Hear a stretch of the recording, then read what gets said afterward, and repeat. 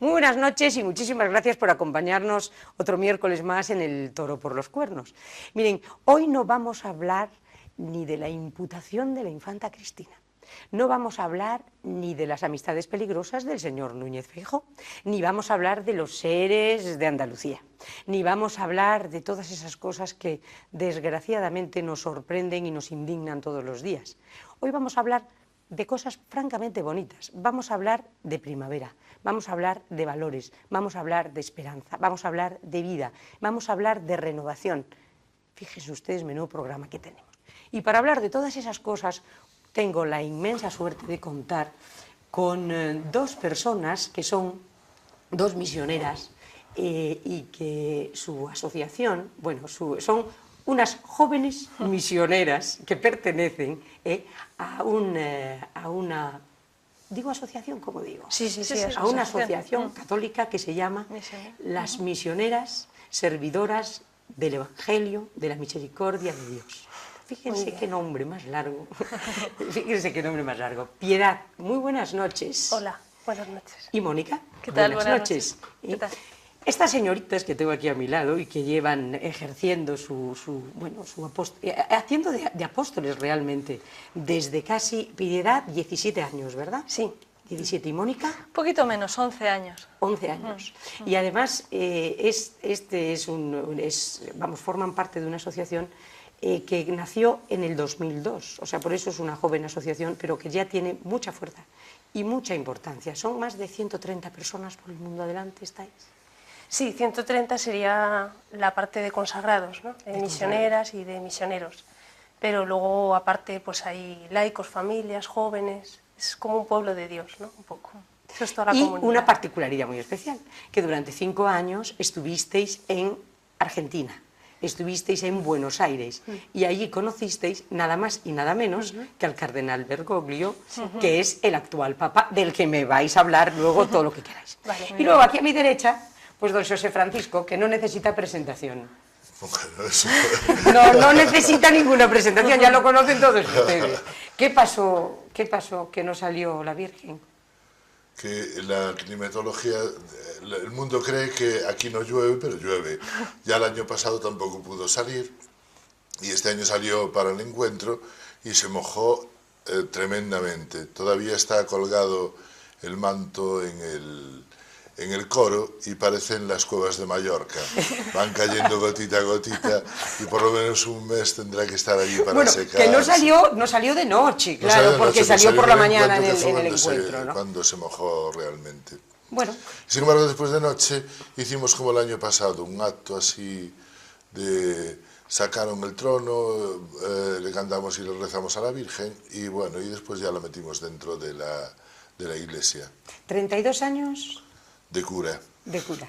Sí. ¿Y cómo se llevan 32 años de sacerdote? Pues muy bien, porque además, primero los curas, antes de ordenarnos de sacerdote, nos ordenan de diácono, y eso de diácono ya llevo 33, por lo cual ahora, el año que viene, en enero, el día 4 de enero, yo hago 33 años de cura, pero llevo 33 años ya de servicio a la diócesis, que es a la que pertenezco, a la diócesis de Mondoñedo de Ferrol.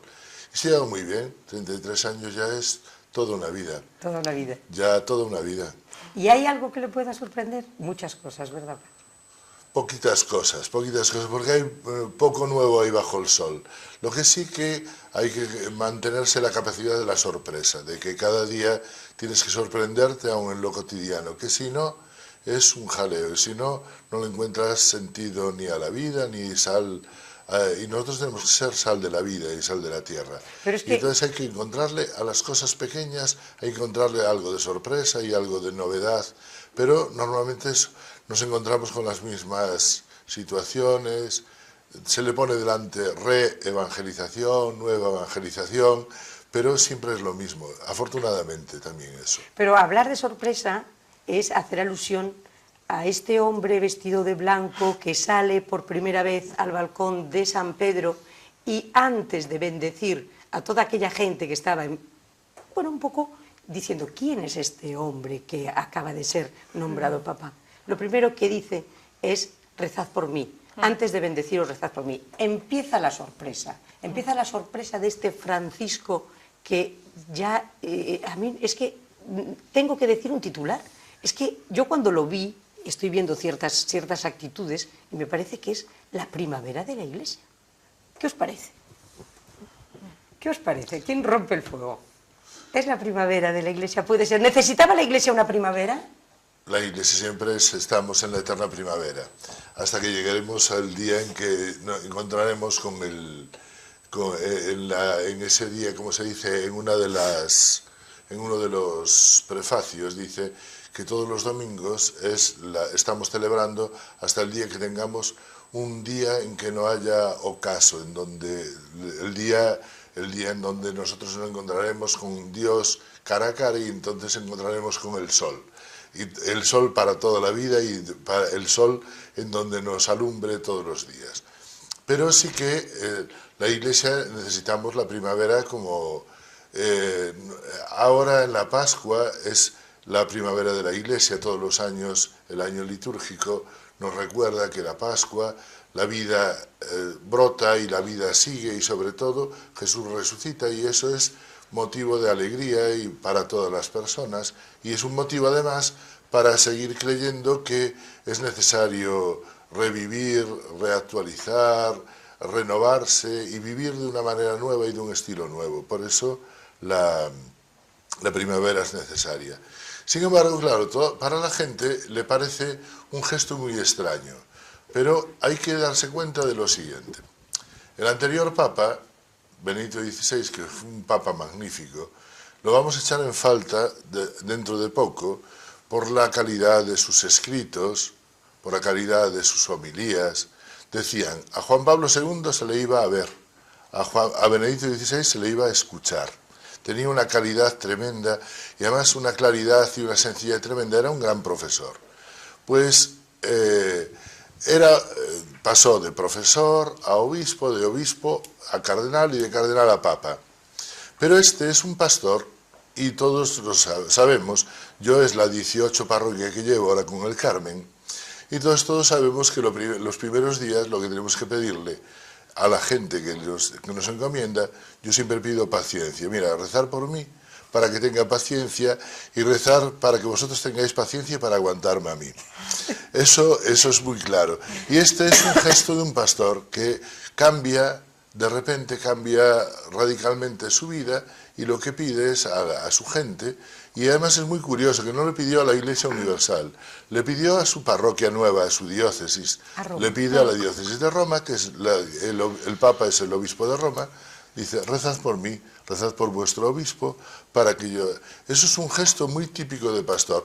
Igual que otra de las cosas que tiene es la de un párroco, Eso también le pasó a San Pío X. San Pío X era un gran párroco y acabó siendo el Papa, que fue el que adelantó la era de la comunión, el catecismo de los niños. Antes era la primera comunión tenía que ser mucho más tarde y él lo sabía por experiencia, entonces la adelantó a los 7 años entonces al uso de razón.